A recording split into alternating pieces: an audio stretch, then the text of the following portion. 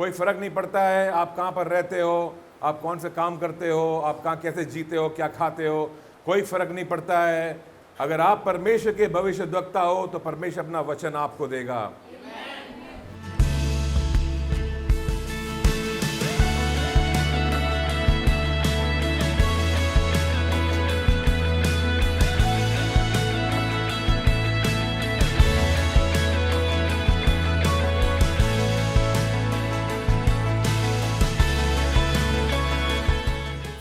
Luke chapter 3 और मैं पढ़ रहा हूं, पहले वचन से फॉलो करना।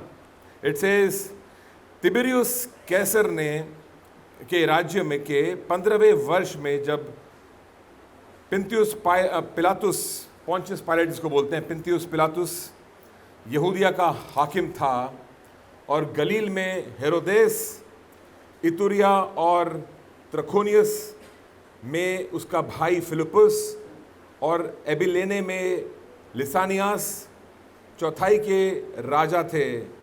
और जब हन्ना और कैफा महायाजक थे उस समय परमेश्वर का वचन जंगल में जकरिया के पुत्र यूहन्ना के पास पहुंचा। लूका हमको बता रहा है एक तिबिरियुस कैसर की बात कर रहा है।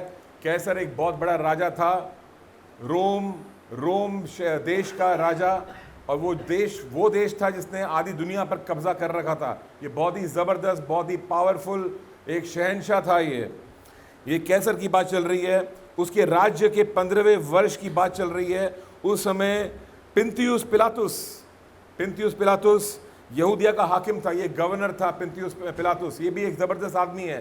पूरा जो यहूदिया का जो देश है, इज़राइल का जो देश था, वो इसके अंडर था। तो कैसर है जो कि एक शहंशाह है वहाँ का, और उसके नीचे है पिलातुस जो एक गवर्नर है यहूदिया में। उसके अलावा 3 और नाम यहाँ पे दिए हैं, और वो है हेरोदेस और उसका भाई फिलिपुस और लिसानियास। ये 3 और नाम वहाँ पे दिए हैं, और ये राजा हैं वहाँ पर। तो 3 राजा हैं, एक पोंटियस पायलट पिलातुस है और एक है कैसर। ये 5 बड़े नाम और ज़बरदस्त नाम। ये 5 लोग राज करते हैं बहुत महान तरीके से। आधी दुनिया इनके कब्जे में थी उस समय।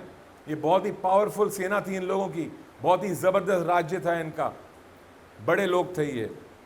और इन्हीं के जैसे, ये तो खैर पॉलिटिकल लोग हैं जो देशों के ऊपर राज करते हैं। इन्हीं के जैसे 2 और लोगों के नाम दिए यहाँ पर, हन्ना और कैफा। ये दोनों महायाजक हैं। और महायाजक आप समझ रहे हो, ये मंदिर में राज करते थे, ये धार्मिक बातों पर लोगों के ऊपर राज करते थे। दोनों तरह के लोग हैं जो अपने नीचे लोगों को कंट्रोल करते थे। तो जो राजा थे, 4-5 जो नाम दिए ज़बरदस्त, ये राजा पूरे देश को कंट्रोल करते थे, सत्ता को कंट्रोल करते थे। और ये जो धार्मिक गुरु थे, ये धार्मिक बातों से लोगों को कंट्रोल करते थे, और सब बड़े बड़े लोग थे। ये बड़े बड़े नाम हैं यहाँ पर। लेकिन बाइबल में लिखा है परमेश्वर का वचन जंगल में जकरिया के पुत्र यूहन्ना के पास पहुंचा। परमेश्वर का वचन इन राजाओं के पास नहीं पहुंचा, इन हाकिमों के पास नहीं पहुंचा, इन धर्म के ठेकेदारों के पास नहीं पहुंचा। परमेश्वर का वचन उसके भविष्यद्वक्ता के पास पहुंचा। आमीन। परमेश्वर उनसे बात नहीं कर रहा है, परमेश्वर अपने भविष्यद्वक्ता से बात कर रहा है। और मैं को बताना चाहता हूं एक बात, समझना इस बात को अच्छी तरह से। परमेश्वर को अपने भविष्यद्वक्ताओं में इंटरेस्ट है, उसकी नज़र अपने भविष्यद्वक्ताओं पे लगी हुई है। आमीन। परमेश्वर की नज़र मुझ पे लगी है, आप पे लगी है, क्योंकि उसके भविष्यद्वक्ता हम हैं। तो उसका वचन किसके पास आने वाला है? यस, हक से बोलना, मेरे पास आने वाला है। Praise the Lord.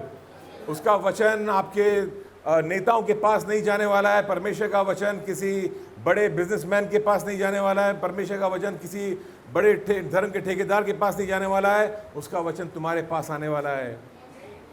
हालेलुया। और यहाँ पर खासियत इस भविष्यद्वक्ता की, उस समय परमेश्वर का वचन जंगल में जकरिया के पुत्र यूहन्ना के पास पहुंचा। जंगल में था ये भविष्यद्वक्ता। ये राजाओं के महलों में नहीं था, बड़े बड़े आलीशान घरों में नहीं था, ये कोई बड़े मंदिर में बैठा हुआ नहीं था अपने सिंहासन पर कि आओ मेरी आराधना करो, झुको मेरे सामने। इनके पास नहीं, ये यहाँ पर नहीं था। ये भविष्यद्वक्ता जंगल में था, रेगिस्तान में था, सूखे स्थानों में था, जहाँ पर कंफर्ट नहीं होता है, जहाँ पर शायद एयर कंडीशनिंग नहीं है, जहाँ पर शायद बड़ी बड़ी गाड़ियाँ नहीं घुसती हैं, वो उस स्थान पर था। कोई फ़र्क नहीं पड़ता है आप कहाँ पर रहते हो, आप कौन से काम करते हो, आप कहाँ कैसे जीते हो, क्या खाते हो, कोई फ़र्क नहीं पड़ता है। अगर आप परमेश्वर के भविष्यद्वक्ता हो तो परमेश्वर अपना वचन आपको देगा। मैं को बताना चाहता हूँ, जो भी चमत्कार दुनिया में होते हैं परमेश्वर के वचन के द्वारा ही होते हैं, और कोई तरीका नहीं है चमत्कारों का, कोई तरीका नहीं है। परमेश्वर का वचन जब भविष्यद्वक्ता बोलता है तो चमत्कार होते हैं। परमेश्वर का वचन जब उसके ऊपर उसकी कलीसिया भरोसा करती है तब जबरदस्त कार्य होने शुरू होते हैं, तब चमत्कार दिखते हैं। ये परमेश्वर का वचन दुनिया के लिए नहीं है, परमेश्वर का वचन कलीसिया के लिए है, आपके लिए है, मेरे लिए है। परमेश्वर अपनी कलीसिया का ही इस्तेमाल करेगा, वो अपना वचन कलीसिया को देगा और किसी और को नहीं देगा, कलीसिया को देगा। लेकिन प्रॉब्लम कहां पर है? प्रॉब्लम ये नहीं कि परमेश्वर किसको वचन देगा, आप वो वचन लेकर के करोगे क्या, उसका सवाल ये है। यूहन्ना को परमेश्वर ने वचन दिया, यूहन्ना ने क्या किया उस वचन का, that's important. Watch this carefully. तीसरा वचन, वो यरदन के पास, वो यरदन के आसपास के सारे प्रदेश में जाकर पापों की क्षमा के लिए मन फिराव के बपतिस्मा का प्रचार करने लगा। क्या करने लगा? मन फिराव के बपतिस्मा का प्रचार करने लगा। जब परमेश्वर का वचन आया वो तुरंत कार्य में लग गया। जब हमें परमेश्वर का वचन मिलता है तो हम क्या करते हैं? क्या हम उसको तुरंत कार्य में आते हैं, या क्या हम उसको लेके बैठ जाते हैं, या हम सुन करके भूल जाते हैं? ये परमेश्वर का वचन तो लगातार आ रहा है, कलीसिया को ही मिल रहा है, बाहर तो कोई परमेश्वर का वचन नहीं है, अंदर ही है, कलीसिया में है। आप सुनकर करते क्या हो उसका? टफ क्वेश्चंस, कठिन सवाल हैं ये। हम क्या करते हैं परमेश्वर के वचन को लेकर?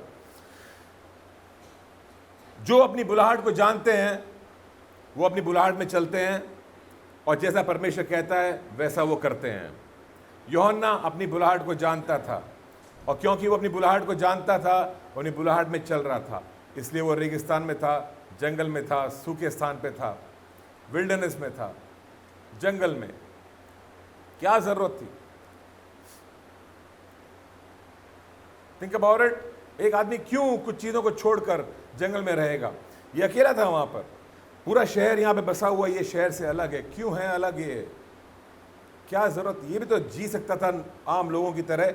इस यूहन्ना बपतिस्मा देने वाले के बारे में कहा गया है कि ये मलमल के कपड़े नहीं पहनता था, and it says about his clothes, वो ऊंट के बालों की बुनाई की गई थी, उससे बना हुआ था। इट सेज अबाउट हिम, कहा गया उसके बारे में कि वो टिड्डियां खाया करता था, वो शहद पीता था। मतलब वो, उसका दिल इतना अद्भुत सा अभिषेक था उसके ऊपर कि वो दुनियावी चीज़ों के पीछे जा ही नहीं रहा था बिल्कुल। वो सिर्फ कह रहा था कि मुझे उतना ही खाना चाहिए जितना जीने की ज़रूरत है। मैं खाने पीने के पीछे नहीं भाग रहा हूँ, मैं रहन सहन के पीछे नहीं भाग रहा हूँ, मैं नहीं सोच रहा हूँ कि मेरा क्या होगा, मेरा भविष्य क्या होने वाला है। मुझे सिर्फ इतना मालूम है कि परमेश्वर ने मुझे कोई उद्देश्य के लिए भेजा है, मुझे वो उद्देश्य पूरा करना है। और ये आदमी दुखी आदमी नहीं था। पूरे शहर को छोड़कर परमेश्वर बोलता है मैं इसको दूंगा मेरा वचन, मैं इसको दूंगा मेरा वचन, ये है मेरा बंदा। आप बोलोगे तो क्या हो गया, वचन मिल गया उसको तो उससे क्या होता है? हम कैसे जिएंगे, हम क्या करेंगे? क्या हम सब कुछ छोड़ दें और जंगल में चले जाएं? जी नहीं, मैं नहीं बोल रहा हूं आपको जंगल में जाने के लिए। मैं सिर्फ इतना बताने की कोशिश कर रहा हूं कि यूहन्ना वो था जो अपनी बुलाहट को जानता था। उसको उसके बारे में कहा गया था कि ये बचपन से ही ये ना तो कोई शराब पिएगा, ना ही कोई दुनियावी चीज़ों में अपने अपने मन को लगाएगा, ये हमेशा अलग रहेगा दुनिया से। और माता पिता ने वैसे ही उसकी परवरिश की। माता पिता ने उसको बचपन से ये नहीं बोला कि यूहन्ना बड़ा होकर हमारे खानदान का नाम रोशन करना, यूहन्ना बड़ा होकर एक बड़ा इंजीनियर बनना, यूहन्ना बड़ा होकर डॉक्टर बनना, कुछ नहीं बोला। बोला यूहन्ना बड़ा होकर परमेश्वर की मर्जी को पूरा करना। बचपन से ये सिखाया। हम क्या सिखा रहे हैं हमारे बच्चों को? हम कौन से सपने दिखा रहे हैं हमारे बच्चों को? क्या ये सपने परमेश्वर के सपने हैं? किसके ख्वाब हैं ये? कौन से ख्वाबों को पूरा कर रहे हैं हम? जो उसके जैसे उसके माता पिता ने सिखाया। बाइबल कहती है बच्चों को सिखाओ कैसे जीना है, उनको किस राह पर चलना है, तो वो बड़े होकर भी उसी राह पे चलते रहेंगे। अगर हमने सिखाया उनको सही तो वही राह पे चलेंगे वो। बाइबल यही कहती है, बाइबल यही कहती है। सिखाया उसके माता पिता ने उसको इस राह पे चलना है और वो चल रहा है। और इतना खो गया अपनी बुलाहट में कि अब उसको फिक्र भी नहीं है, परवाह भी नहीं है कि मैं कैसे जी रहा हूँ, मैं क्या कर रहा हूँ, मैं लोग क्या बोल रहे हैं मेरे बारे में। कुछ लोग उसको पागल बोलते थे, लोग क्या बोल रहे हैं मेरे को चिंता नहीं है, मैं जैसे जी रहा हूँ वैसे जी रहा हूँ। ये परवाह नहीं कर रहा है कि लोग क्या कहने वाले हैं इसके बारे में। ये जी रहा है परमेश्वर के लिए, अपने उद्देश्य के पीछे भाग रहा है और उसका उद्देश्य बहुत क्लियर है, यहीं पर लिखा हुआ है। क्या है उसका उद्देश्य पृथ्वी पर? 4वां वचन में लिखा है, जैसे यशाया भविष्यद्वक्ता के कहे हुए वचनों की पुस्तक में लिखा है, यानी कि यशाया की किताब में जो लिखा हुआ है वहां पे लिखा है, जंगल में एक पुकारने वाले का शब्द हो रहा है कि प्रभु के मार्ग को तैयार करो, उसकी सड़कें सीधी बनाओ। यही भविष्यवाणी थी यूहन्ना के लिए कि ये परमेश्वर का राह बनाएगा लोगों के लिए, ये तैयार करेगा लोगों को यीशु के आने के लिए। क्रिसमस का सीजन है, हम बात कर रहे हैं यीशु के आने की। एक परमेश्वर खुद बच्चा होकर इस दुनिया में आने वाला है। और कौन चुना गया उसकी तैयारी करने के लिए? यूहन्ना चुना गया है। यूहन्ना आ रहा है परमेश्वर का भविष्यद्वक्ता, रास्ता बनाने के लिए, यीशु का रास्ता। कितना बड़ा उसको स्थान मिला है उसको कि जिंदगी भर लोग जानेंगे यूहन्ना बपतिस्मा देने वाले को। आपको मुझको भूल जाएंगे, इंजीनियर्स, डॉक्टर्स, टीचर्स, लीडर्स, सबको भूल जाएंगे, यूहन्ना को लेकिन दुनिया याद रखती है। 2000 साल बीत चुके हैं, आज भी बात करते हैं उसकी। कितना बड़ा स्थान है। आज सुन रहा होगा स्वर्ग से, यहाँ पे मेरी बात चल रही है, पूरी दुनिया में चल रही है उसकी बात। आप समझे मेरे बात? आमीन। ये यूहन्ना हमेशा के लिए है, ये जो कर रहा है हमेशा के लिए है। हम जो बना रहे हैं थोड़े समय के लिए खत्म हो जाएगा, हमारे मकान भी ढह जाएंगे, पर यूहन्ना नहीं जाएगा, यूहन्ना टिका रहेगा। उसके उद्देश्य परमेश्वर के दिए हुए उद्देश्य हैं। हमारे उद्देश्य हमारे हैं, यहीं पे ख़त्म होने वाले हैं। परमेश्वर के उद्देश्य हमेशा चलने वाले हैं। हालेलुया। कितना अच्छा होगा हमारे जाने के बाद में भी लोग हमारे बारे में बात करें, मतलब ये आदमी, इसका जीवन कितना ज़बरदस्त था, कितना ज़बरदस्त काम किया इसने, कितना अच्छा होगा। कुछ लोग भी अगर बात करेंगे हमारे बारे में तो कितना अच्छा होगा, कितना कितना भला होगा। कुछ लोग गुजर गए हैं, हम उनके बारे में भूल भी गए हैं। लुक बैक, सोचना ज़रा, आपके जीवन में कुछ लोग गुजर चुके हैं और आप उनके बारे में भूल भी गए हो। बहुत कम जिक्र होता है उनका, सिर्फ जब उनका बर्थडे आता है तब जिक्र होता है। आज तो यूहन्ना का बर्थडे नहीं है, हम उसका जिक्र कर रहे हैं, लेकिन क्या मेरे साथ में हो? Hallelujah, hallelujah. तो यूहन्ना को वचन मिला परमेश्वर का, और यूहन्ना अपनी बुलाहट को जानता है। भविष्यवाणी हो चुकी थी उसके ऊपर कि ये परमेश्वर का रास्ता तैयार करेगा। माता पिता ने बोला ये भविष्यवाणी है, हम यूहन्ना को इसी राह में बढ़ाएंगे। उन्होंने बढ़ाना शुरू किया। यूहन्ना अब भी चल रहा है अपनी बुलाहट में, वो अपनी बुलाहट का पीछा कर रहा है। वो दुनियावी चीज़ों का पीछा नहीं कर रहा है, वो अपनी बुलाहट का पीछा कर रहा है। Do you understand this? जब हम अपनी बुलाहट में चलते हैं और राज्य को खोज करते हैं तो हम परमेश्वर की आवाज़ को सुनना शुरू करते हैं। लोग पूछते हैं परमेश्वर की आवाज़ कैसे सुनाई देगी हमें, कैसे मालूम पड़ेगा वचन मिला है परमेश्वर का? जब आप अपनी बुलाहट में चलोगे और जब आप राज्य को खोजोगे, आप परमेश्वर की आवाज़ को सुनना शुरू करोगे।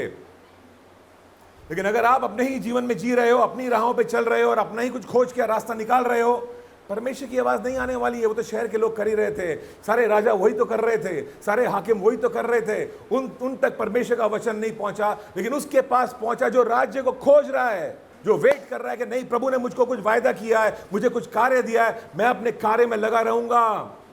और वो लगा हुआ उस कार्य में। और लोग पूछते होंगे उसको, अरे भाई कब तक जंगलों में घूमेगा ऐसा, कब तक दुआ प्रार्थना में लगा रहेगा, कब तक करेगा, किसका वेट कर रहा है, कितने साल हो गए हैं? वेट कर रहा है, वेट कर रहा है। ऐसा एक आदमी था बहुत साल पहले, उसका नाम था नूह। नूह को परमेश्वर का वचन आया। ये नूह सबसे अलग था। दुनिया अपनी हरकतें कर रही थी, नूह बोल रहा था नहीं, हम धर्मी लोग हैं, मैं और मेरा परिवार हम धर्मी लोग हैं, परमेश्वर के रास्ते पे चलेंगे, परमेश्वर के रास्ते पे चलेंगे। और दुनिया अपने राह पे चल रही है और ये अलग ही राह पे चल रहे हैं, इनका मजाक उड़ाते होंगे लोग, लेकिन परमेश्वर का वचन उसके पास आया कि नूह, मैं सबका नाश करने वाला हूं, तुझको बचाऊंगा, तेरे परिवार को बचाऊंगा। एक कश्ती बना, और उसने बनाना शुरू किया। जब परमेश्वर का वचन तुम्हारे पास आता है तो तुम क्या करते हो? उसको लेकर के तुरंत आज्ञा पालन चाहिए उसमें। तुरंत कुछ हरकत चाहिए। उसने बनाना शुरू किया कश्ती, और सालों साल निकल गए कश्ती बनाते हुए, और लोग मजाक उड़ाते होंगे उसका, क्या कश्ती बना रहा है पागल, कितने साल हो गए, 100 साल कश्ती बना रहा है वो। बस बोला कहाँ है पानी, किधर है पानी, है पानी नहीं तो क्या कश्ती बना रहा है, पागल हो गया है। लेकिन पानी आया फिर एक दिन। अब ये पागल नहीं था उस दिन, बाकी लोग पागल थे, वो बच गया उस दिन। परमेश्वर का वचन उसने सुना, अपनी बुलाहट में चल रहा था, परमेश्वर के राज्य को खोज रहा था, परमेश्वर की आवाज़ को सुना, और जब समय आया तो फल लेकर के आया वो सब। जब समय आया तो वो बच गया, बाकी गए। एक समय आएगा, आपको लग रहा है कि नहीं सब लोग आगे निकल रहे हैं, किसी ने अपना मकान बना लिया है, किसी ने ये कर लिया, किसी ने वो कर लिया है, मेरा क्या हो रहा है। आपका टाइम आएगा, सबका समय आएगा, और जब टाइम आएगा, याद रखना, जब तूफान आएगा, हमारा मकान किस पर बना हुआ है। रेत पर मकान बहुत जल्दी खड़े होते हैं, चट्टानों के मकान जल्दी नहीं बनते हैं, बहुत समय लगता है, लेकिन ये टिके रहते हैं, गिरते नहीं हैं। क्या मेरे साथ में हो। ये था मिस्टर जॉन, यूहन्ना बपतिस्मा देने वाला, और ये प्रचार कर रहा है पापों की क्षमा के लिए, मन फिराव के बपतिस्मे की प्रचार कर रहा है। मेरा सवाल ये कि क्यों प्रचार कर रहे हो आप मन फिराव के बपतिस्मे के लिए, क्यों तुम ये प्रचार कर रहे हो। भविष्यवाणी ये थी उसके ऊपर, जंगल में एक पुकारने वाले का शब्द हो रहा है। जंगल में एक पुकारने वाले का शब्द। पुकारने वाला वो इंसान होता था जो राजा के आने के पहले पुकारता था, सुनो सुनो देखो राजा आ रहा है, राजा की सवारी आ रही है। ये पुकारने वाला हुआ करता था जो राजा के आगे आगे भागता था, रनर। ये जंगल में एक पुकारने वाले का शब्द सुनाई दे रहा है कि प्रभु का मार्ग तैयार करो, उसकी सड़कें सीधी बनाओ। प्रभु आना चाहता है, उसके लिए रास्ता तैयार करो और सड़कों को सीधा करो। कुछ सड़कें टेढ़ी मेढ़ी हैं, वो बोल रहा है सीधा करो इनको। कुछ रास्ते हमारे टेढ़े मेढ़े हैं, वो बोल रहा है सीधा करो इनको। ये उसका प्रचार था। कुछ हरकतें हमारी परमेश्वर को पसंद नहीं है, टेढ़ी मेढ़ी है, सीधा करो इसको, स्ट्रेट, दाएं बाएं नहीं, स्ट्रेट। 5वें वचन में लिखा है, हर एक घाटी भर दी जाएगी और हर एक पहाड़ का टीला नीचे किया जाएगा, और जो टेढ़ा है सीधा, और जो ऊंचा है वो नीचा, जो ऊंचा नीचा है वो चौरस मार्ग बनेगा, और हर प्राणी परमेश्वर के उद्धार को देखेगा। जबरदस्त काम होंगे यहां पर, जबरदस्त काम। परमेश्वर कुछ प्रोमिसेस दे रहा है। यूहन्ना का संदेशा सरल है, पश्चाताप करो, वो बोल रहा है पश्चाताप करो। पश्चाताप करने से क्या होगा। पश्चाताप करने से ये होगा, प्रभु का मार्ग, वो बोल रहा है प्रभु का मार्ग तैयार करो। पश्चाताप का बपतिस्मा का ऐलान कर रहा है और बोल रहा है प्रभु का मार्ग तैयार करो। वो कह रहा है अगर तुम पश्चाताप करोगे, प्रभु का मार्ग तैयार होगा। प्रभु आना चाहता है, उसको अगर तुम रिसीव करना चाहते हो तो मार्ग को सरल करो, मार्ग बनाओ, उसका सीधा मार्ग बनाओ उसके आने के लिए, प्रभु के आने का मार्ग बनाओ। हम जानते हैं जब यीशु का जन्म हुआ, उसके पहले यूहन्ना को भेजा गया मार्ग बनाने के लिए। यीशु जब पहली बार आया, यूहन्ना को भेजा गया लोगों को बताने के लिए कि मार्ग तैयार करो, रिसीव करो, मसीहा आ रहा है। आज यूहन्ना नहीं आ रहा है, लेकिन यीशु दोबारा आने वाला है। यूहन्ना नहीं है, पूरी कलीसिया है। वही यूहन्ना की आत्मा में चलना है और वही मार्ग तैयार करना है, क्योंकि यीशु दोबारा आने वाला है और समय बहुत कम है। अभी समय बहुत कम है। दोबारा यीशु आने वाला है। कलीसिया को बोल रहा है परमेश्वर, मार्ग तैयार करो। संदेशा बदला नहीं है, मार्ग तैयार करो। मार्ग तैयार कैसे होता है? पश्चाताप से होता है, पश्चाताप से होता है। Before we go ahead, let me tell you पश्चाताप क्या है। पश्चाताप का मतलब ये नहीं है कि मैंने कुछ गलत किया और फिर मेरे को पश्चाताप करना पड़ेगा, नहीं हाय हाय मातम मनाना पड़ेगा। ये पश्चाताप नहीं है।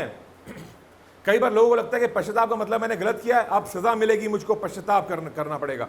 ये पश्चाताप नहीं है। आप अपने पापों की सजा नहीं काट सकते हो, क्योंकि सजा तो सजाए मौत है। हर पाप की सजा मौत ही है, कोई फायदा नहीं उसका।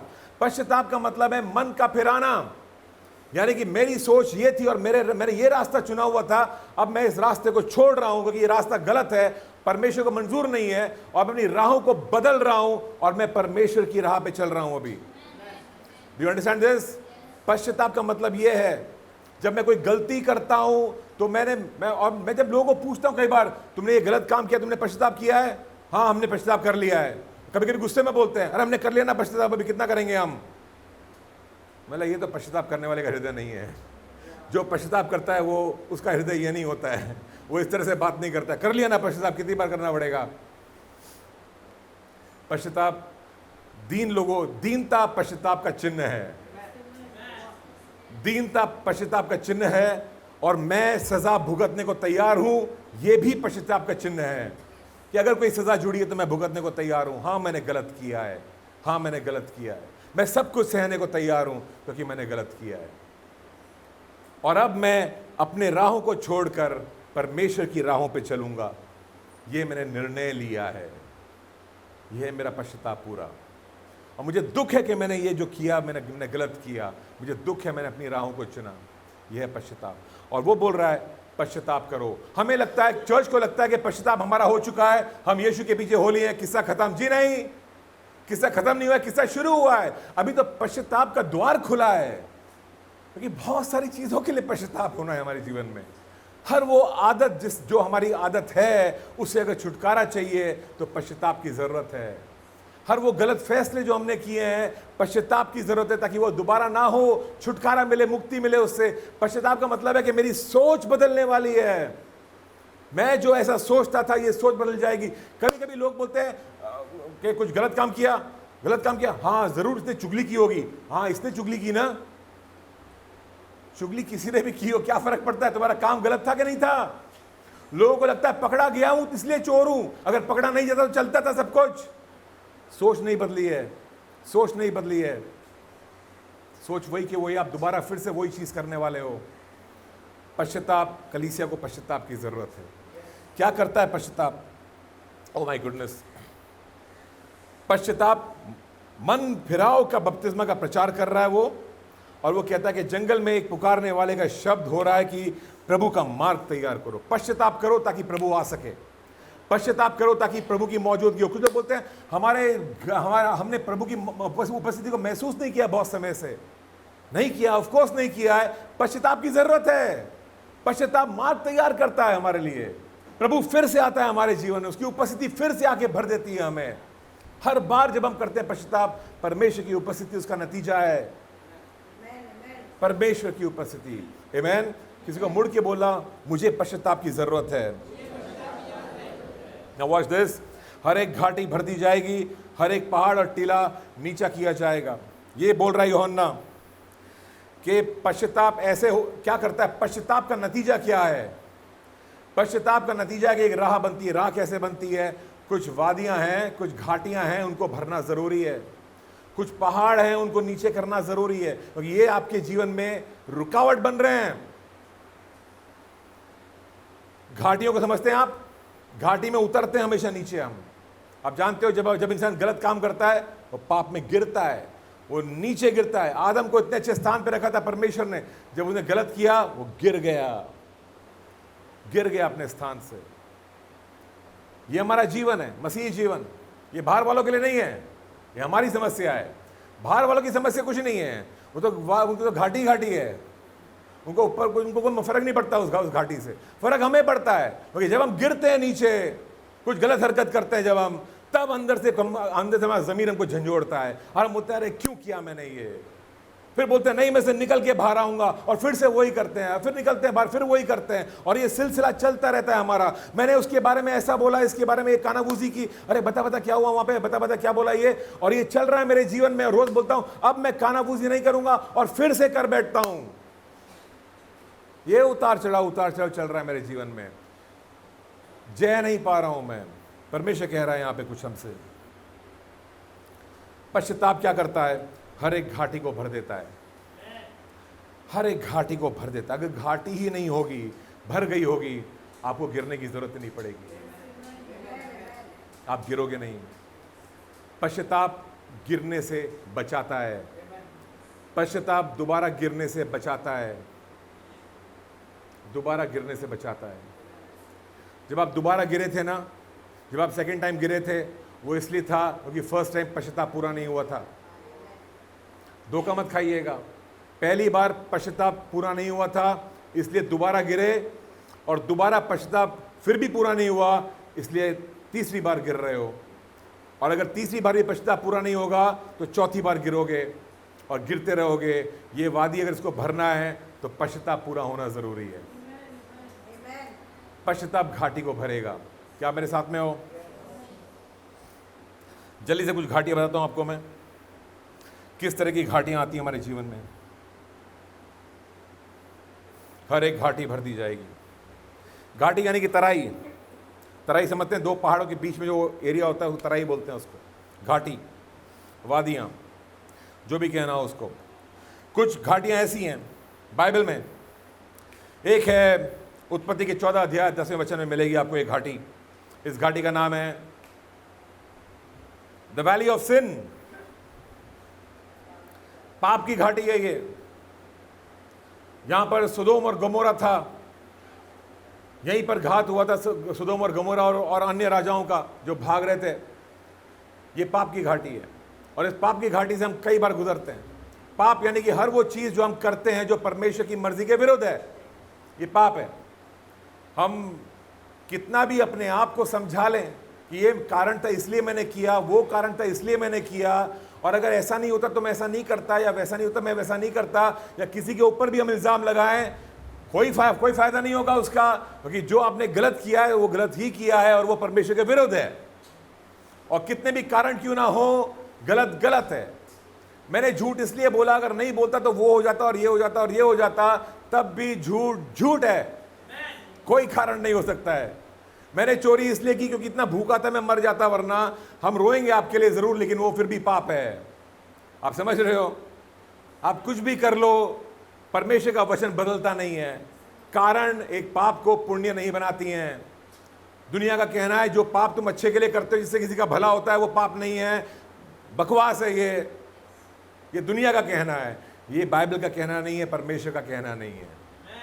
Do you understand this? Hallelujah.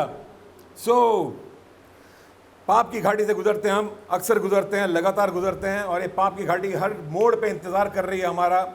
हम चल रहे हैं सही परमेश्वर के साथ में, अचानक से कुछ गलत कर बैठते हैं, ठक नीचे गिरे घाटी में। अब समस्या, नीचे गिरेंगे, फिर उठेंगे, फिर चढ़ेंगे, फिर आएंगे रास्ते पे, फिर चलेंगे, फिर गिरेंगे, थक रहे हैं हम, परेशान हो रहे हैं हम। परमेश्वर बोल रहा है इस घाटी को भरना जरूरी है। पश्चाताप इस घाटी को भर देगा, तुम्हें बार बार गिरने की जरूरत नहीं पड़ेगी। क्या तुम मेरे साथ में हो? दूसरी घाटी है द वैली, एशकॉल की घाटी। गिनती के 32वें अध्याय में 9वें वचन में मिलेगी, गिनती 32:9। ये घाटी वो है जहां पर इजराइल देश ने कुछ सिपाहियों को भेजा था भेद लेने के लिए वाचा के देश में, कि देखकर क्या हो गया वाचा का देश कैसा है। और वो रिपोर्ट लेकर के आए वापस, और एक घाटी में मिलते हैं ये लोग, बात करते हैं, और यहाँ पर कह रहे हैं, कुछ लोग बोलते हैं कि वो जो प्रॉमिस लैंड है, वाचा का देश है, हम वहाँ पर नहीं जा पाएंगे। और 2 जन कह रहे हैं, यहोशू और कैलेब कह रहे हैं कि हम वहाँ पे जा पाएंगे, परमेश्वर हमारे साथ में है। और बाकी लोग बोल रहे हैं नहीं जीतेंगे हम, दुश्मन बहुत बड़ा है। और ये कह रहे हैं कि परमेश्वर उससे भी बड़ा है। और यहाँ पर इनके बीच में युद्ध चल रहा है, एक आपस में ही झगड़ा चल रहा है इस बात को लेकर के। और वो लोग पथराव करने को तैयार हो गए थे यहोशू पे, कैलेब पे। ये वो घाटी है जहाँ पर इनडिसिसिव, जहाँ पर हम फैसला नहीं कर पाते हैं, जहाँ पर हम 2 मन में होते हैं। फैसला नहीं कर पाना परमेश्वर के लोगों की सबसे बड़ी समस्या है आज। थोड़ा दुनिया में हूं, थोड़ा प्रभु में हूं, थोड़ा ये कर लूं और थोड़ा ये भी कर लूं, और ये भी कर लूं और ये भी कर लूं, दोनों को मैनेज कर लूं। कभी ऐसे जा रहा हूं, कभी वैसे जा रहा हूं, मैं तय नहीं कर पा रहा हूं मैं किस तरफ हूं, डिसाइड नहीं कर पा रहे हैं। समस्या हमारी ये राह चुनूं कि वो राह चुनूं। ये घाटी को भरना ज़रूरी है। पिछले गलत फैसले के लिए जब मैंने पश्चाताप नहीं किया था, आज समस्या आ रही है मेरे जीवन में फिर से। जब मैं पिछले गलत फैसले के लिए मैं पश्चाताप करूंगा कि प्रभु तुझसे पूछा नहीं, सॉरी, मैंने खुद अपना फैसला कर लिया, तुझसे राय नहीं ली, I am sorry for that. अगला फैसला मेरा आसान हो जाएगा, अगला फैसला मेरा आसान हो जाएगा। अगले फैसले में परमेश्वर की बुद्धि बहेगी मेरे अंदर तुरंत। लेकिन जब पिछले के लिए पश्चाताप नहीं किया है तो आज भी जीऊंगा, आज भी वही हाल होगा। अब पता नहीं आ रहा ये कर लूँ कि वो करूँ कि वो करूँ कि वो करूँ, समझ में नहीं आ रहा है मुझको। क्या आप मेरे साथ में हो? आमीन। आपके रोज़ के जीवन में आपको एहसास होगा बहुत सी बातें हैं जिसका आप फैसला नहीं कर पाते हो। क्या करना चाहिए?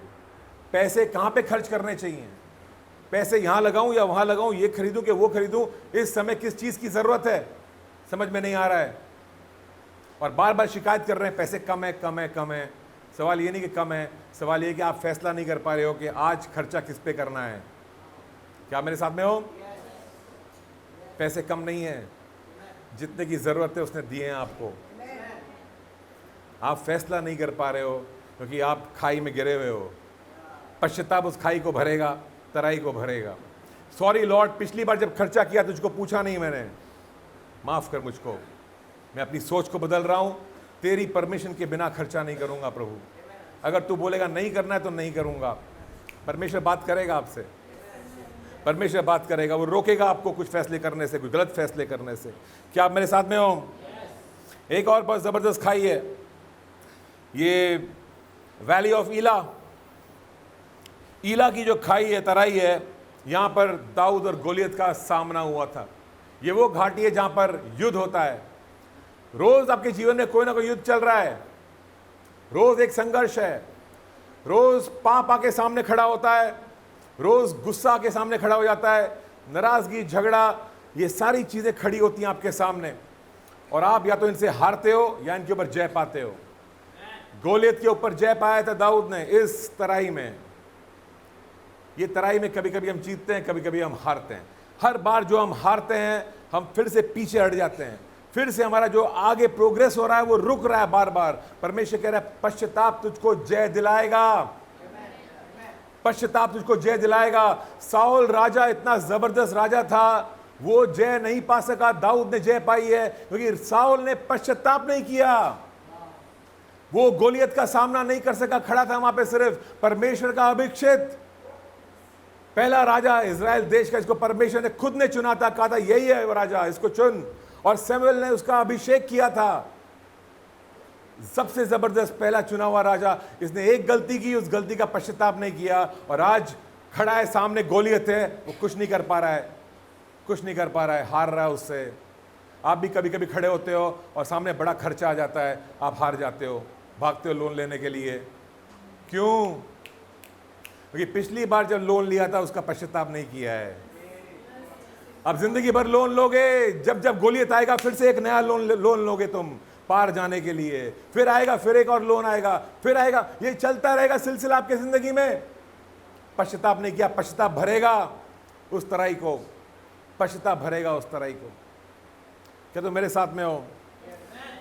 कई चुनौतियां आएंगी इस तरह की आपके सामने, कई चुनौतियां आएंगी। हालेलुया। एक और तराई है जबरदस्त, किद्रोन की वैली। किद्रोन की तराई जो थी आपको मिलेगी यूहन्ना के 18:1 में। किद्रोन की तराई यरूशलेम और जैतून के पहाड़ के बीच में आती है। यरूशलेम से निकलते हैं, जैतून के पहाड़ पे जा रहे हैं, बीच में किद्रोन की तराई है। यहीं से यीशु गुजर के गए थे गेतसेमनी में। गेतसेमनी वो जगह थी जहाँ पर यीशु बहुत तकलीफ में था, बहुत दुख में था। ये पीड़ा की तराई है, ये पीड़ा की तराई। और कई बार पीड़ाओं से गुजरते हैं हम, समस्याओं से गुजरते हैं। कुछ लोग बोलते हैं हमारी समस्याएं खत्म ही नहीं होती हैं, एक के बाद एक आती रहती हैं। क्यों ऐसा होता है हमारे साथ में? क्योंकि पश्चाताप पूरा नहीं हुआ है। जब पिछला इम्तिहान आया था, आप हार गए थे, उसमें आपने आसान रास्ता निकाल लिया था। उसमें आपने बोला नहीं, भट्टी से कौन गुजरता है, चलो एक आसान रास्ता निकाल लेते हैं। वो भट्टी फिर से आई तुम्हारे जीवन में। फिर आपने बोला कौन जाए इस तकलीफ से, एक और आसान रास्ता निकालता हूं। फिर से वो समस्या आई। मैं को समझाना चाहता हूं कुछ चीज। कभी कभी कुछ चुनौती हमारे सामने आती है और हम परमेश्वर का इंतजार नहीं करते हैं और हमें दिखता है एक आसान रास्ता, इसको फोन कर लेता हूं, पैसे मिल जाएंगे, सॉल्व हो जाएगा मेरे प्रॉब्लम। और मैं फोन कर लिया, पैसे मिल गए, मेरे प्रॉब्लम सॉल्व हो गया। कुछ समय के बाद में फिर से प्रॉब्लम आया। अब मैं किसी और को ढूंढता हूं फोन करने के लिए, उसको फोन करता, पैसे लेता हूं। अब ये चलता रहेगा सिलसिला, जब तक एक समय आएगा मेरे पास में जब सारे लोग बोलेंगे अब पैसे नहीं है हमारे पास आपको देने के लिए, सॉरी। और परमेश्वर ये होने देगा हमारे साथ में। हम चिड़चिड़ करेंगे कि कोई मेरा सहारा नहीं बन रहा है, कोई सहायता नहीं कर रहा है। परमेश्वर होने देगा वो चीज। क्यों? क्योंकि वो चाहता है कि ये रुके, और जब ये पीड़ा से गुजरा तो मुझको पुकारे और मैं जवाब दूंगा इसको। कोई मनुष्य इसको अमीर नहीं बनाएगा, मैं बनाऊंगा। अब्राहम ने एक युद्ध लड़ा कुछ राजाओं के साथ में, और जब लूट को लेकर के आए तो वो राजाओं ने बोला, थैंक यू अब्राहम, आपने हमारी सहायता की है, ये सारा धन जो है हमारा हिस्सा ये है, ये आपका हिस्सा ले लीजिए। बोलता मुझे नहीं चाहिए हिस्सा। कौन बेवकूफ़ बोलता है मुझे नहीं चाहिए? हमें तो दुनिया समझ सिखाती है, बटोर लो भाई, बटोर लो, जो मिल रहा है प्रभु का आशीष समझ के रख लो। बोलता नहीं चाहिए। बोला क्यों नहीं चाहिए आपको? बोला तुम कभी भी नहीं बोल पाओगे कि तुमने मुझे अमीर बनाया, मेरे परमेश्वर ने मुझको अमीर बनाया। टफ पश्चाताप नहीं किया है, इसलिए बार बार इस तराई में गिरता रहता हूं, मैं गिरता रहता हूं, हमेशा कमी से गुजरता रहता हूं, बार बार गिरता हूं उसमें। ये तराई भरनी है, पश्चाताप की जरूरत है। किसी को मुड़ के बोलो पश्चाताप की जरूरत है। किसी को मुड़ के बोलना अभी से शुरू कर रहा हूं पश्चाताप में। Hallelujah, hallelujah. Let me just move very fast. Kidron की जो तराई है, ये दुख और परेशानी की तराई है, दुख और परेशानी की तराई है। पश्चाताप आपको बचाएगा इससे, लेकिन दुख रखा हुआ है सबके लिए, और ये दुख से गुजरना कोई बुरी चीज़ नहीं है। लेकिन जब हम बार बार गिरते रहते हैं इसमें तो समस्या आती है। जब पहली बार हम गिरे हैं कोई चीज़ में, दुख महसूस हो, हमें पश्चाताप करें और आगे बढ़ें हम। एक और तराई ज़बरदस्त है, द वैली ऑफ अकोर की तराई। अकोर की तराई आपको मिलेगी यहोशू की किताब में 7वां अध्याय 24 वचन में, और ये बात करती है अकान की। अकान एक आदमी था, जब इज़राइल देश ने यरीहो का युद्ध लड़ा और यरीहो देश को हरा दिया, तब यहोशू ने कहा था कोई भी अपने लिए कोई भी सामान मत रखना, यहाँ से सारा सोना चांदी जो जमा होता है लेकर के आना परमेश्वर के भवन में। सब लोगों ने ऐसा ही किया, सब चीज़ें लेकर के आए, गाय बकरी बैल जो भी था सब लेकर के आए। लेकिन एक आदमी था अकान, उसने कहा थोड़ा मैं अपने लिए रख लेता हूँ। वो थोड़ा सा लेकर चला गया, अपने तंबू में रख लिया, और फिर ऐसा पेश आया कि कुछ हुआ ही नहीं है। परमेश्वर जानता है क्या हुआ है, परमेश्वर जानता है क्या हुआ है।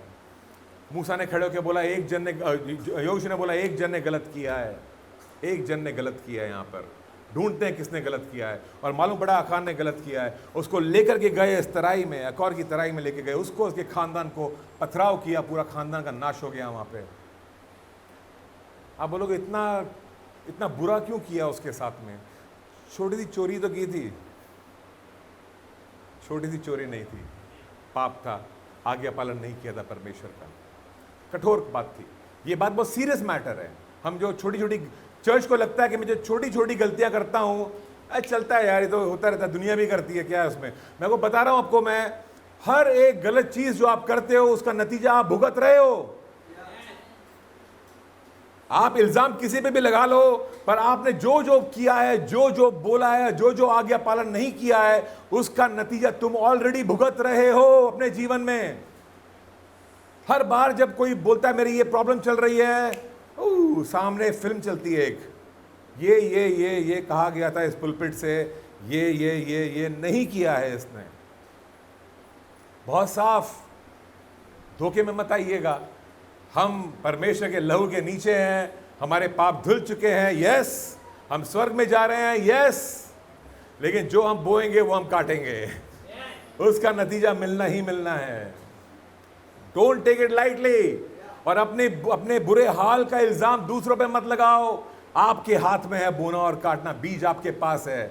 आज अच्छा बोओगे तो अच्छा काटोगे हमेशा। प्रभु की बातों में बोओगे, अच्छी फसल काटोगे। शरीर की चीजों में बोओगे, नाश, कोई फायदा नहीं है, कोई रिटर्न भी नहीं मिलने वाला है। खरीद लो आज सबसे महंगी साड़ी, 5 साल के बाद में कोई फायदा नहीं उसका, सारे पैसे वेस्ट हैं आपके, नो यूज, कोई फल नहीं है उसका, कोई फल नहीं है। लोग याद भी नहीं करेंगे जब पहली बार आपने पहनी थी, किसी को याद भी नहीं है वो दिन, कोई पूछने वाला भी नहीं है आपको। जेजरील की तराई जबरदस्त है। यहां पर इजाबेल को मारा गया था, उसका नाश हुआ था, जो सबसे बुरी औरत थी इजराइल देश में, उसका नाश यहां पर हुआ था। यहोशाफात की वैली कहा जाता है इसको, तराई कहा जाता है इसको। जेजरील की तराई। यहां पर इज़ाबेल का नाश हुआ था, जो कि बहुत ही बुरी औरत थी, और यहीं पर आर्मगेडन की जो युद्ध होगा, जो आखिरी युद्ध जो होने वाला है, जो परमेश्वर की सेनाएं युद्ध करेंगी शैतान की सेनाओं के साथ में, वाकई में पृथ्वी पर वो यहां पर होने वाला। ये इजराइल देश के पास में है, इजराइल देश में आपको मिलेगी द वैली आर्मगेडन, यानी कि एक जगह है उसकी तराई। ये जो इसको जेजरील की तराई भी कहा जाता है इसको। ये ज़बरदस्त है, आत्मिक युद्ध चल रहा है जब आपके और मेरे जीवन में। धोखा मत खाइएगा, हर छोटी सी गलती जो तुम करते हो शैतान के लिए वो एक बुलेट के समान है। बोलते हाँ मेरे को मिल गया मेरा मसाला, धाड़ धाड़ धाड़ अभी शूट करना शुरू करता हूँ उसको, आपको मारना शुरू करता है, आपको तंग करना शुरू करता है वो, क्योंकि आपने वो जो एक गलती की है वो पकड़ के बैठ गया है। क्या बचाएगा आपको? पश्चाताप बचाएगा। अच्छी फसल का नाश हो सकता है तो बुरी फसल का भी नाश हो सकता है। पश्चाताप बचाएगा। पश्चाताप तराई को भर देगा। अगर पश्चाताप नहीं किया तो आप काटने वाले हो वो फसल। पश्चाताप की जरूरत है, पश्चाताप की जरूरत है।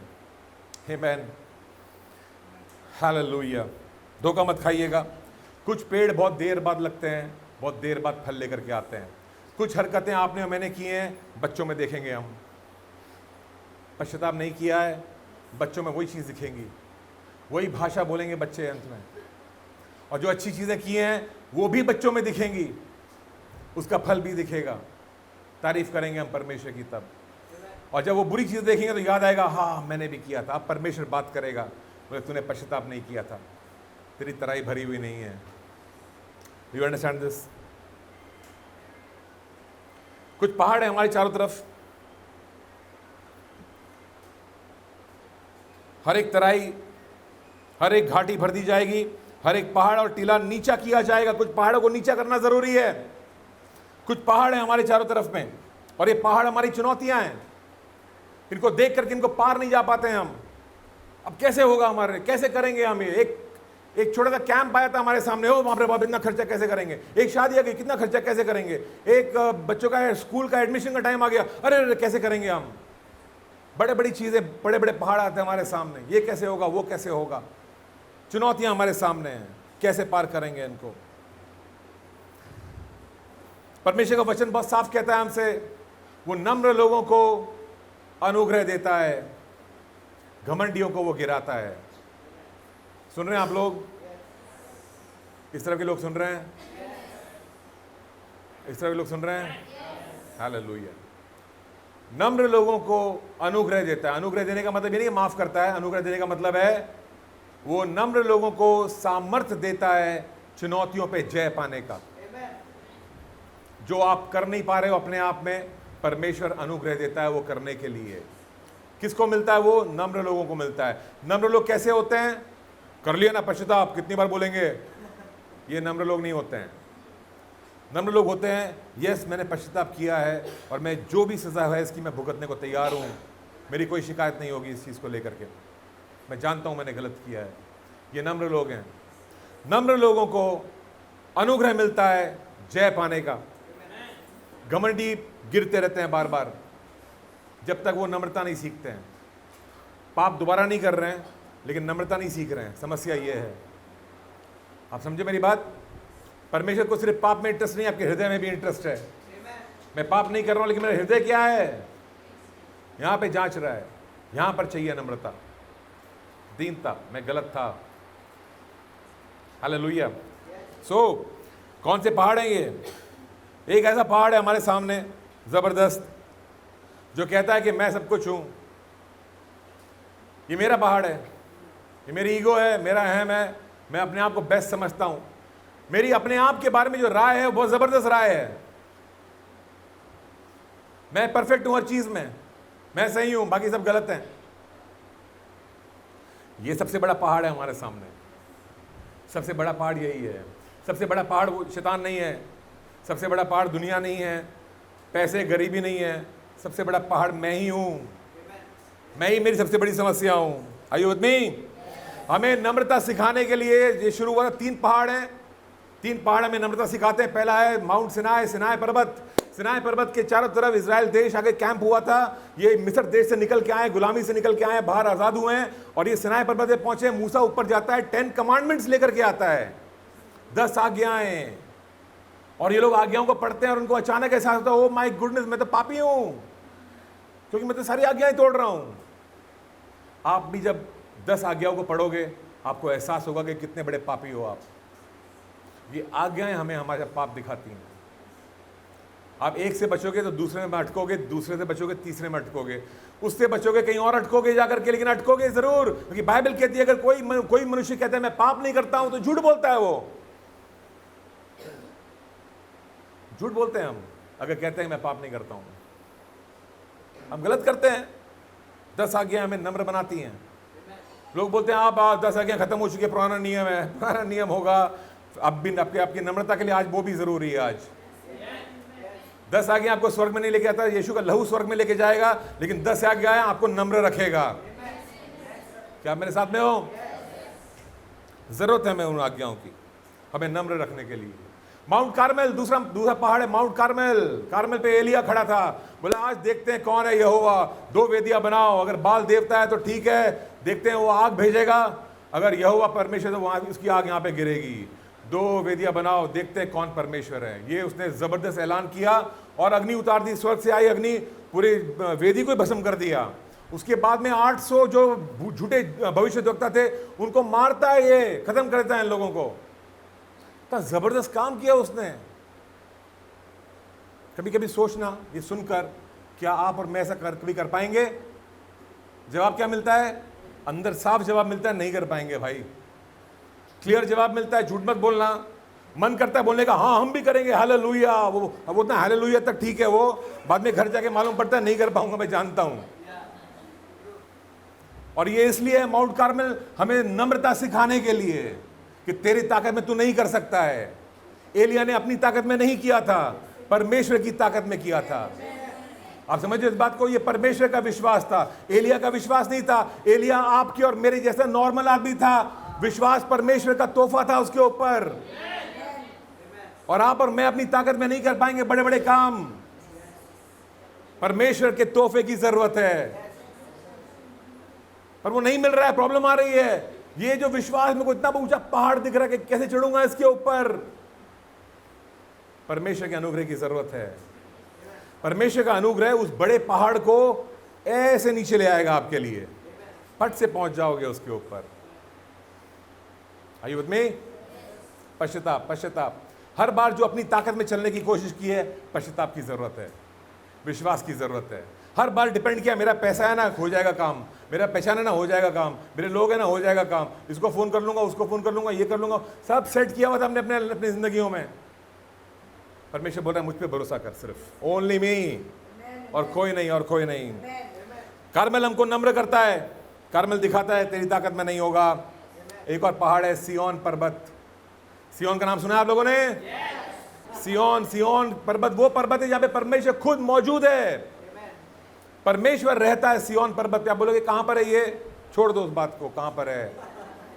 जहां पर पवित्रता है वहां पर है परमेश्वर की मौजूदगी, परमेश्वर की उपस्थिति। पवित्र परमेश्वर है हमारा, होली गॉड। वहां पे स्टैंडर्ड बहुत हाई है, वहां पे छोटा मोटा झूठ नहीं चलता है। आप बोलोगे भी नहीं, परमेश्वर के सामने खड़ा होकर आप क्या टाइम पास करोगे क्या? चलो ना, बोलते हैं परमेश्वर क्या चलता है ना, निकल जाएगा, नहीं होगा भाई। वो पास्टर के सामने चलता है क्या पास्टर को क्या मालूम पड़ेगा? परमेश्वर को सब पहले से मालूम है, अब क्या बोलने वाला वो मालूम है उसको। सिय्योन पे नहीं चलता ये सब। सिय्योन आपको नम्र बनाता है, सिय्योन आपको एहसास दिलाता है कि तू कितना अपवित्र है। परमेश्वर की मौजूदगी जब आती है तो एहसास होता है मैं कितना अपवित्र हूँ।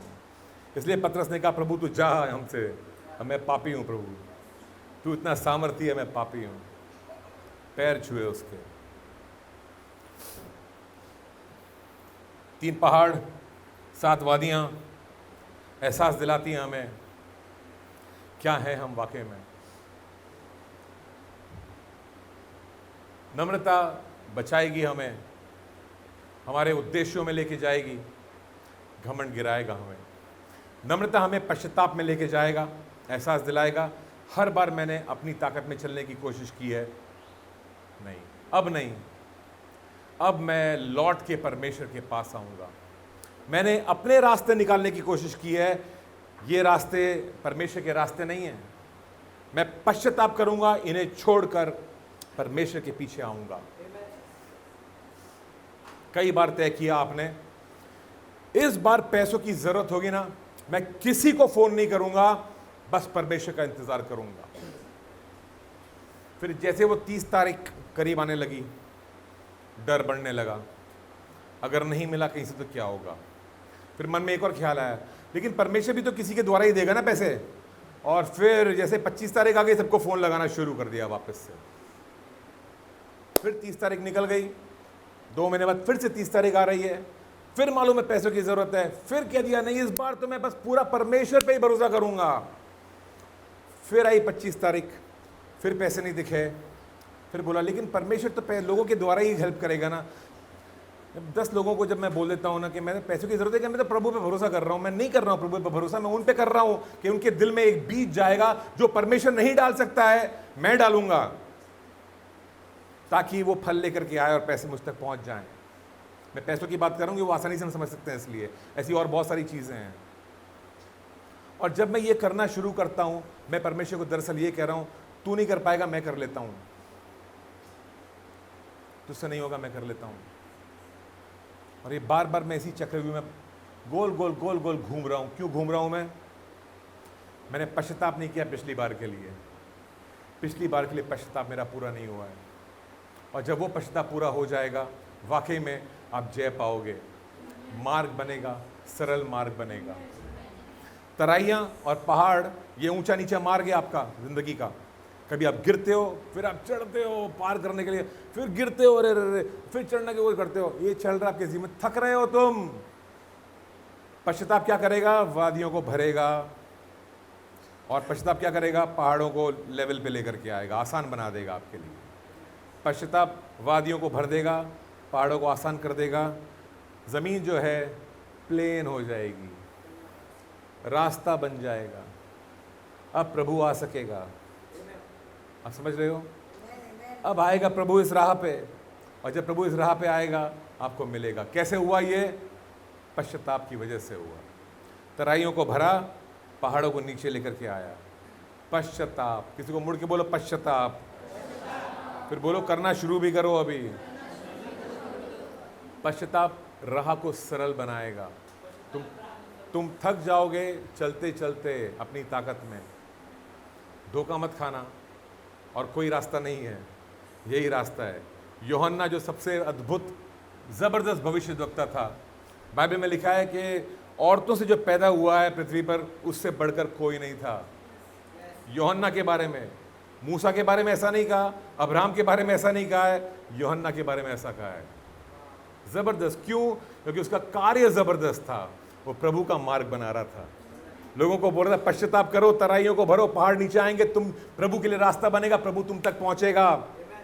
कलीसिया में तुमको बता रहा हूं, अगर तुम पश्चाताप करोगे, ये तराइयां भरेगी, और जो लोग बाहर हैं वो प्रभु के पास में आएंगे, उनके लिए राह बनेगा, परमेश्वर उन तक पहुंचेगा। जब तुम सुसमाचार सुनाओगे, तुम्हारा सुसमाचार लोगों तक सरल तरीके से पहुंचेगा, फट से पहुंचेगा। आज हमारा सुसमाचार दुनिया में पहुंच नहीं रहा है। क्यों नहीं पहुंच रहा है? क्योंकि वो तराइयों में अटका हुआ है। हम बोल रहे हैं प्रभु प्रभु हमारा पवित्र है, तू का पवित्र है, लेकिन हमारा सुसमाचार पहुंच ही नहीं रहा है, और हम वो प्रचार भी नहीं कर रहे हैं आज, क्योंकि हम जानते हैं कि हम नहीं कर रहे हैं, हम जो जीवन जी नहीं रहे हैं, हमारा प्रचार भी अलग हो गया है। आपको मैं पास्टर से मिला लेते हैं, ये प्रचार है हमारा। क्यों? पास्टर को मिलाएंगे तो उनको अच्छा उदाहरण मिलेगा, हम मिलेंगे तो हमसे काम नहीं बनेगा। क्यों नहीं बनेगा? हमसे ही काम बन जाएगा। रास्ता हम बनाएंगे। किसी को मुड़ के बोलना, रास्ता मैं बनाऊंगा, पश्चाताप मैं करूंगा, रास्ता मैं सरल करूंगा। आपका पश्चाताप क्या करेगा? बहुत साफ लिखा है, और हर प्राणी परमेश्वर के उद्धार को देखेगा। आपके मोहल्लों में हर प्राणी परमेश्वर के उद्धार को देखेगा, अगर आप एक पश्चाताप का जीवन जी रहे हो तो।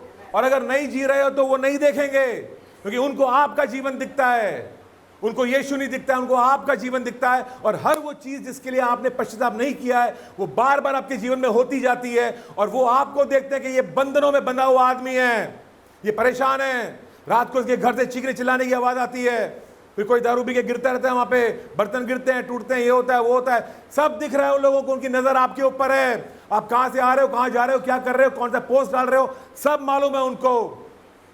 आप कैसे करोगे उनका प्रचार? कौन सा रास्ता बनाओगे उनके लिए? कैसे लेके आओगे उनको प्रभु के पास में? कौन सुनेगा तुम्हारी कहानी को? पश्चाताप पूरा नहीं है। इसलिए अगर हम पश्चाताप करेंगे, कलीसिया पश्चाताप करेगी और पश्चाताप का हमारा जीवन होगा, पूरी दुनिया आएगी प्रभु में।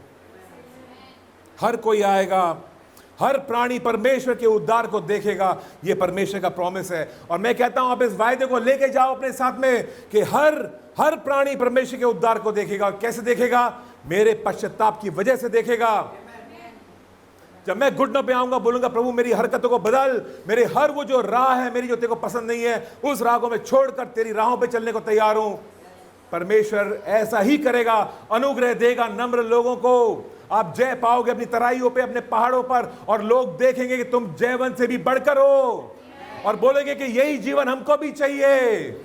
और भागे हुए आएंगे, बोलेंगे हमें बताओ कैसे मिलेगा हमको ये। आप बोलेंगे चलो मेरे साथ में, रास्ता बहुत सरल है, बहुत आसान है। रास्ता सकरा है लेकिन आसान है, आप आ सकते हो उसके ऊपर, और हम दिखा सकते हैं जी करके रास्ता बहुत आसान है। ये आपके जीवन को पढ़ा जा रहा है रोज।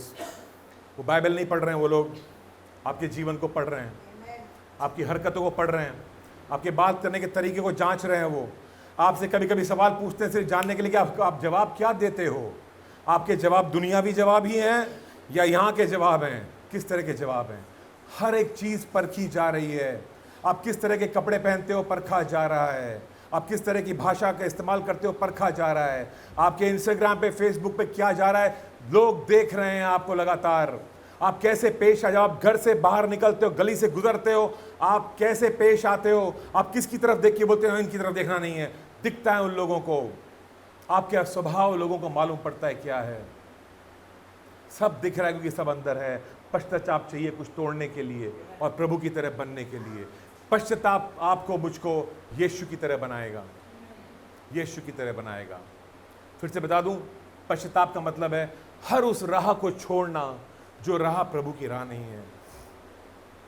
हर वो कार्य को छोड़ देना जिससे परमेश्वर की महिमा नहीं होती है। और स्टैंडर्ड लो नहीं है, मीडियम नहीं है, सियोन का स्टैंडर्ड है। सियोन का स्टैंडर्ड चाहिए हमें। हमें कतराना नहीं है उससे। प्रभु मेरे को वही स्टैंडर्ड चाहिए, मैं चाहता हूं उसको। मैं पश्चाताप करने को तैयार हूं, मैं उस राह पे चलूंगा प्रभु। और वो करेगा। वो पहाड़ नीचे आएगा आपके लिए, स्टैंडर्ड नीचे नहीं आएगा, वो पहाड़ आसान हो जाएगा आपके लिए। आप ऐसे ही पार कर लोगे। जो आज इतना कठिन लग रहा है हमें, पश्चाताप उसको मुमकिन बनाएगा। पश्चाताप नामुमकिन को मुमकिन बनाएगा।